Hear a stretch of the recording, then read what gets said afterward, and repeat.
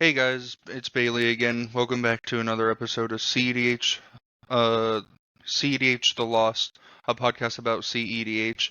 It's just me today.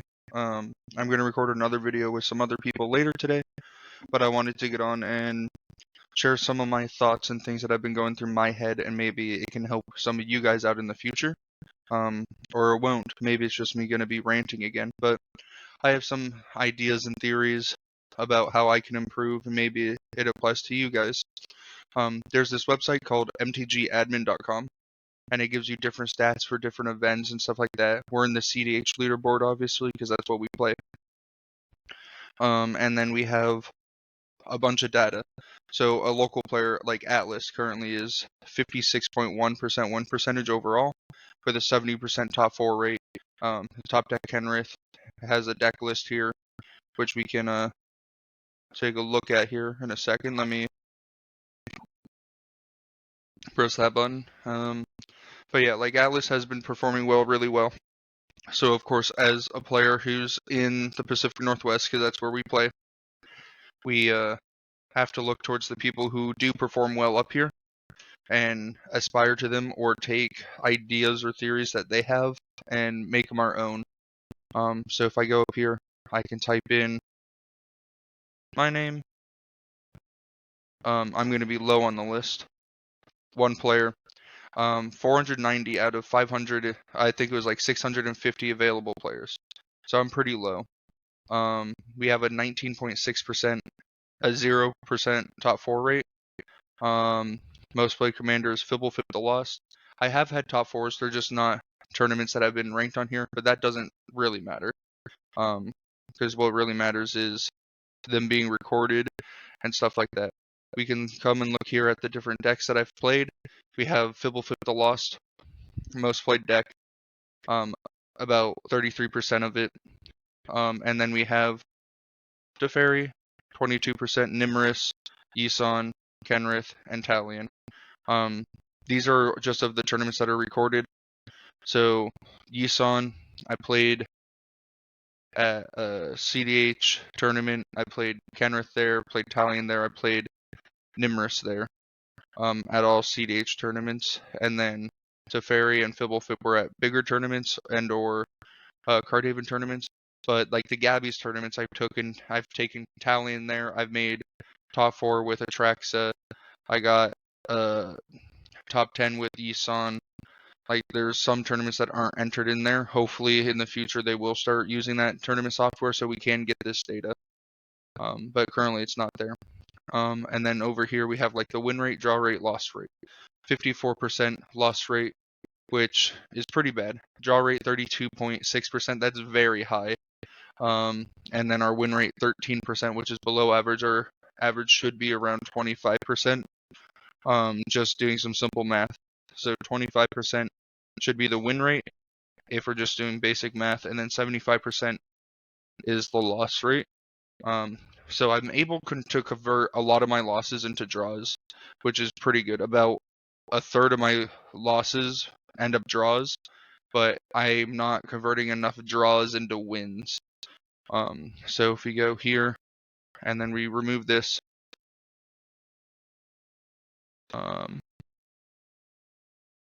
and then let's just go to Atlas because he was up top.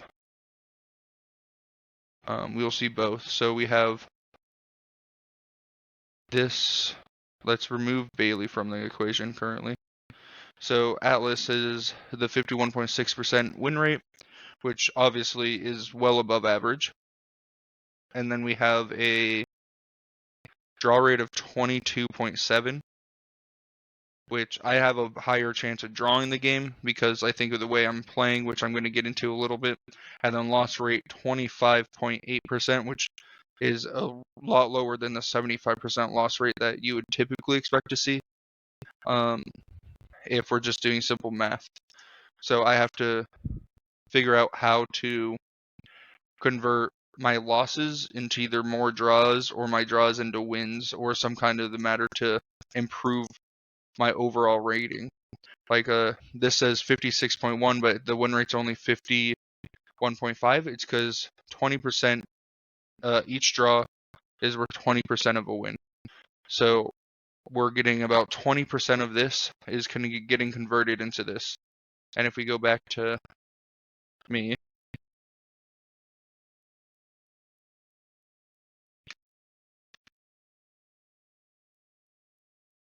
we're looking at 32. So I'm getting about a 6 percentage buff on my win percentage just because of my draw rate. Why? Yeah, so like that's a big problem. That's something I need to work on is winning the actual game, progressing towards a win. Let me write this down. I have a bunch of notes over here on my desk that I'm kind of bouncing ideas off of. Why is there so many draws? I think overall it has to do with because I'm being too safe. Let me also type in Parker real quick. He's been on the channel before, but we can look at his. He has a 32% win rate with a 40% top 4 rate, which is really good. He's only played in not 5 tournaments, but he does really well. We can remove me from here and see his. He loses about half the time, and then draws about a quarter of the time and wins about a quarter of the time, which is really good. That's like ideal situations because you're getting a little bit above average win rate, which is fine, which is what you want to be at, and then you're also getting, instead of losing 75% of the time, you're only losing 50% of the time, which is an amazing stat line to be at. But the reason why I think I'm getting too many draws is the decks that I'm playing. I keep on bringing control decks that have less win cons than others or can't present win cons fast enough. So let me type my name back in here, Bailey Totten, and we can see Sisay obviously is what Parker's played. But we have Fibblefip, Teferi, Nimrus, Yisun, and Kenrith, and then down below is Talion, and then Kinnan was a deck that Parker played at a tournament. So I keep on playing these control decks like Teferi, Fibblefip, Nimrus.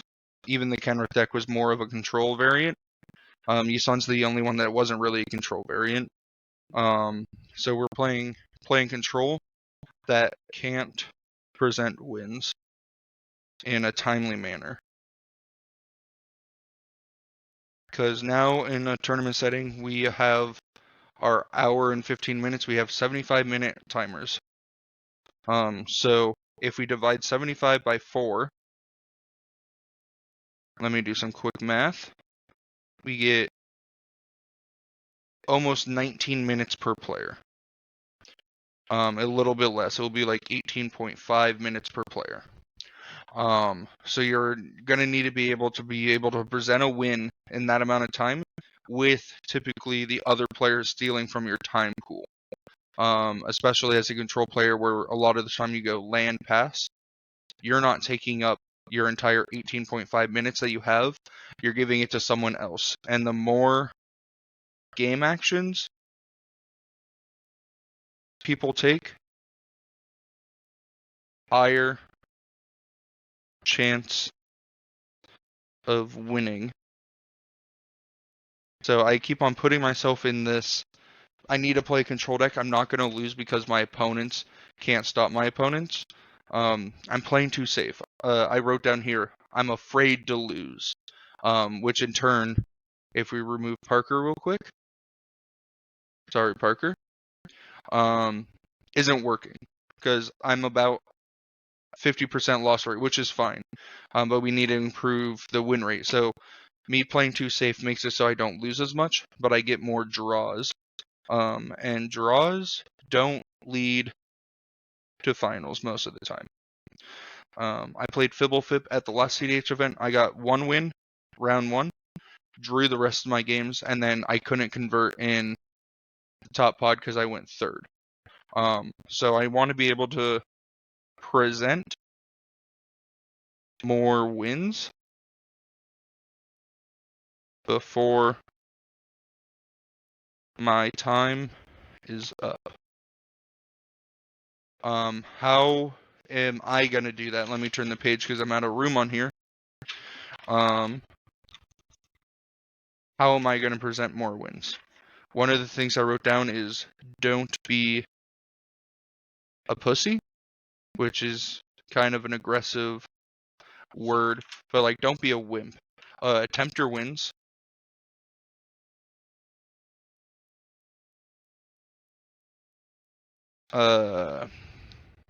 Attempt wins. It's okay if you get stopped. There's always more opportunities. Attempter wins.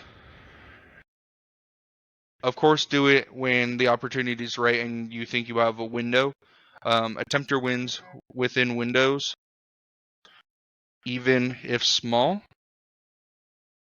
These are things that Parker does quite well, is that he will see that he has an opportunity to maybe attempt one, and he'll do it. And if he gets stopped, he'll rebuild for 1 turn, 2 turns, and then present another one. Which is it's something I want to lean towards doing, which I think I just have to get in the mindset of doing, because I think the decks that I do play, like Fibblefip is the most recent example, can do what I'm trying to get them to do, but I'm playing it in a too progressive way, which I think I'm going to change the deck list up a little bit and then take it to the next tournament and see how it does. Because I know the deck can do good. I mean, I got all draws, but I could have presented wins if I had brain power. And then in CDH, Pun City 3, I had the ability to present multiple wins, but my brain just wasn't working. So maybe get better night's sleep, eat better breakfast, get some energy drinks, whatever it may be. I just have to be able to present my wins, which is something on me, not on anyone else, and I'm not blaming anyone else. Because at the end of the day, I'm the pilot. I'm the one who's supposed to know how the deck works, even if I'm in the exhausted state that I'm in. But yeah, and then what steps or how are you gonna take? What steps are you gonna take to improve? I wrote balls to the wall. Needing your deck to be able to present a win at least once in an hour and a half. It's actually an hour and 15 minutes because it's only 75-minute timers.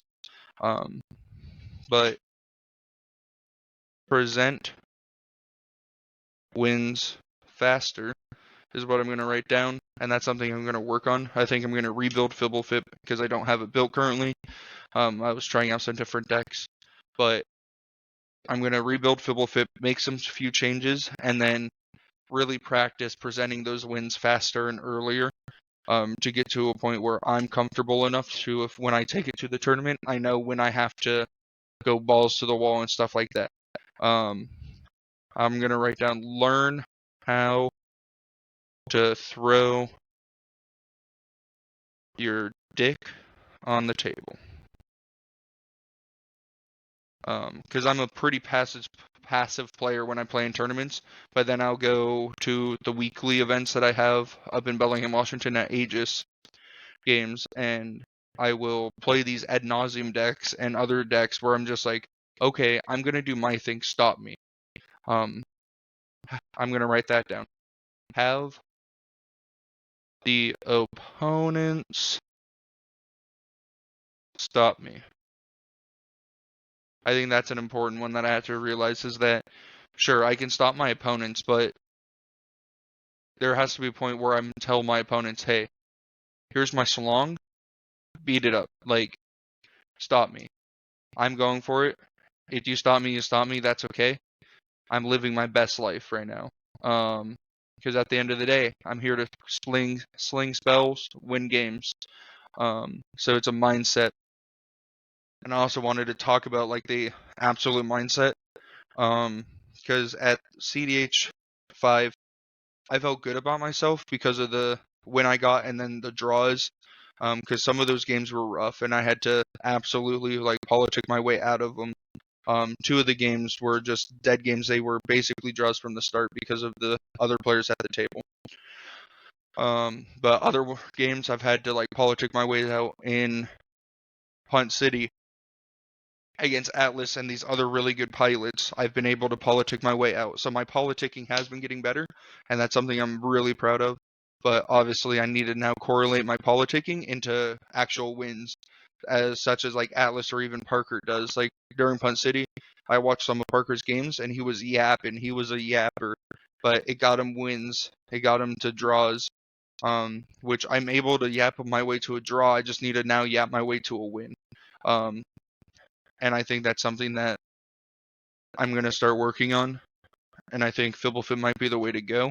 Because I understand the deck. People don't totally get it. I can politic with it. I think it's in that honestly a pretty good spot in the format as long as people don't just straight up counter Fibblefib. Yeah, so I think that's something I'm gonna try out. Of course, there's a mindset that comes with everything. I remember at the Gabby's most recent Gabby's tournament that happened. Round 1 was rough. I was against Atlas and 2 other Kinnan players, and it set my mental off for the entire rest of the day. That's on me. I have to be able to reset my mental even after a brutal first game where you played your heart out. You think you made every correct decision, but it just wasn't good enough, right? Yeah, I have to be able to bounce back, which I think is something that all of us can do. Like I can go up to Parker after he's been a tough one. I'm like, hey, it's okay. We have a next round. We have a next round. But I have to start listening to my own advice that I give people because at the end of the day, you are your greatest ally.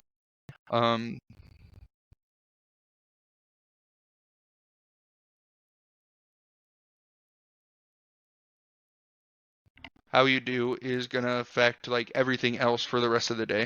So me going into the mindset after a rough game and being like, hey, there's more rounds.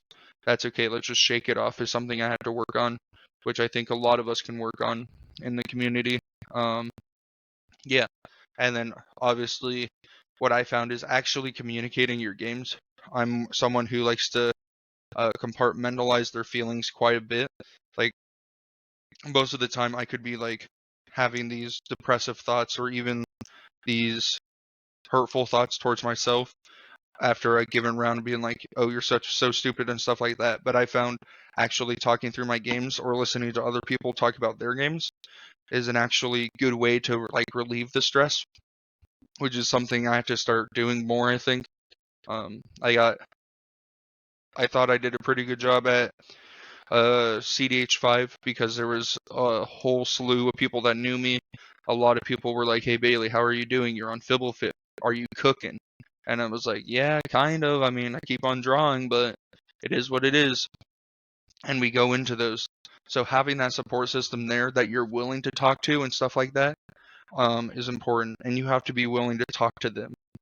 There's been tournaments where I do get off to a rocky start, or like Parker, for example, is like on a heater and he's like, yeah, I just keep on winning. It's just like, and then like you get more down on yourself because you're like, I know I can be competing with these guys that Parker's currently competing with, or like even with Parker, because everyone there's talented players. They're there for a reason.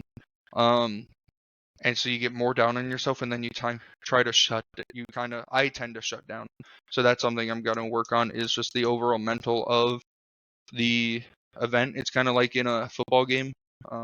That's where I get a lot of my like inspiration or insight from. Is I used to play football in high school. I was pretty good at it. But even when you were down, like there was games where we were down like 3 scores, we had to keep the energy up because if we didn't, it was a lost cause, right? So we have to continue to push for this positive force throughout the tournament, even if you're having a rough time there. And that's something I'm going to work on. Recently, I've been playing Clue Farm. I've been playtesting Rogside quite often, and I'm realized that these decks can go extremely fast, but they're also super fragile. And so you can take these fragile or super fast decks and take inspiration from them or concepts from them and put them into your normal deck, like Fibblefip, for example, and be able to take a little bit of the speed or protection that you see in them and put it towards your own strategy. So recently I've been playing Clue Farm and stuff, and I put in Defense Grid and Fibblefib which you're thinking Fibblefip's a control deck, why do you need Defense Grid?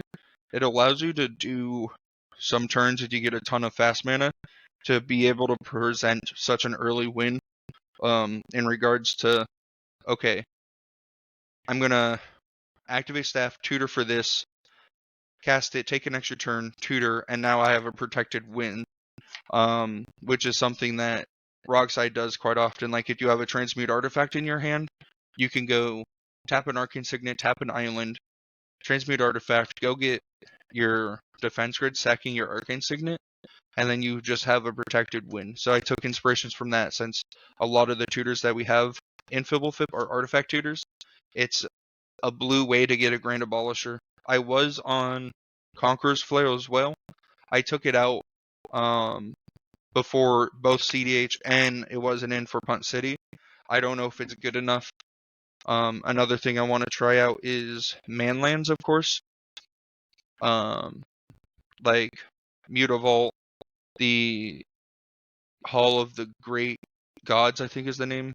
But there's these Manlands that we can activate, turn into lands, and activate the staff. There's going to be no creatures in the library, so we don't get to put a creature in, but we do get to just rearrange our deck. For if like there's a Draneth out or Fibblefip is 9 mana, 10 mana to cast out of the command zone, whatever the situation may be, someone Gilded Drake. That's something I want to try out. And then another thing is take out Back to Basics. I have a deck list called the deck I've been playing is called Fibble Stacks, which is right here. This is the one I took to Punt City and CDH, and it did perform really well. But there was 4 times during Punt City and 1 time during CDH where I had Back to Basics, and I just didn't cast it because it would turn off 2 of my opponents when there was someone else in the lead. So I just couldn't cast it. So I think taking it out altogether is probably the correct play. And then I don't know what would go up in there, but something will. And then there's a few other sus cards that I probably don't need in the deck. Yeah, but we will figure out the changes that we need to make. Like, I don't know if Trickbind and Stifle both need to be in the deck, but I do now have a foil Stifle, which is very nice. So I think I might be required to play that. But I guess we'll find out and see. But yeah, playing these different strategies and different decks to get inspiration for your main deck, I think is a very healthy way to give yourself a break when you're feeling down from a deck, and then give you like new brewer's advantage. Because if we go to my decks, I have 79 decks. About 10 of them are Fibblefip decks. And they're all different kinds. So let's go randomly. This is the primer one that I have currently. We can take a look at this one. I wrote an entire primer because I liked it so much. Yeah, and so this is a combo deck that uses your Isochron Scepter not your Isochron Scepter, your Proteus Staff to rearrange the top of your deck like 20 cards down, and cards you're going to draw are Gush, and then either a Mana Rock or Interaction depending on what you need. You're going to cast the Gush, drawing 2 more cards, being either more mana or more interaction, and then Mystic Forge. And then once you cast Mystic Forge, you have a bunch of 0-drop rocks and 1-drop rocks, where you can go up, cast them, cast Helm of Awakening, cast Grim Monolith, cast Aetherflux Reservoir, and then the next card is Sensei's Divining Top. And then you can activate this top infinite times to kill the table. So that's how this deck wins. It's a very fascinating one. I came up with this line myself, which was pretty sick to be like, hey, I think this works, and then it did work, and that's the inspiration of my primer version. And then if we still go back, we have Fibblefip for Aegis. Let's take a look at this one. This one's not listed. Might as well just list it. This was one of the early versions of it, where we're on Tezzeret, Teferi. Tezzeret makes sense, but I believe this is the one that's on Quiet Speculation, maybe? No, this one's not on Quiet Speculation, it looks like. This one just looks like a very early rendition where I thought wheels were good, so I'm on 2 of them. And then we're on a lot of counter spells, even the bad ones. And then we're on some interesting card choices like Vapor Snag, Future Sight, because I thought I needed Future Sight. But yeah. So we're there. This was an early rendition, and then we even have more. These are all just different versions of Fibblefip, like Fibblefip CDH. I have no idea what this one is. Flood of Recollection, Karn the Great Creator, Jace. This is a complete list. It doesn't look like it. Tail's End, Reality Shift, Hydroblast. This list is crazy. Like, I wouldn't be playing most of these cards nowadays. Key, Rings of Brightheart, okay, with Basalt Monolith combo, that makes sense. This was like probably the first version of Fibblefip I've played. Unstable, yeah, Verity Circle. Like, we play these new strategies like Blue Farm, Rogrek, Silas, any turbo deck or any deck in general, and we get these new inspirations, or when we see someone, like, why in the hell am I on Commander's Insight? This card's bad. Let me see if I can find the Fibblefip list that I'm trying to think of. Fibblefip 1.1, this might be it. I took one to Oktoberfest, and it was a crazy list. It doesn't look like this is it, but there was one where I was on Quiet Speculation, because I was like, hey, I don't want to play Time Twister. Let me just play Time Twister at home. This one's on Standstill. I did like Standstill when I played it. It might be a card that I try now again. Because drawing cards is good, but who knows? Let me take one more look to see if I can find the list. Gangsta Fairy, no. No. No. Newest Fibblefip, it might be that. Yep, it is. Deep Analysis, Echo of Eons, Quiet Speculation. And then in the instance, there was the one that makes people mill 3.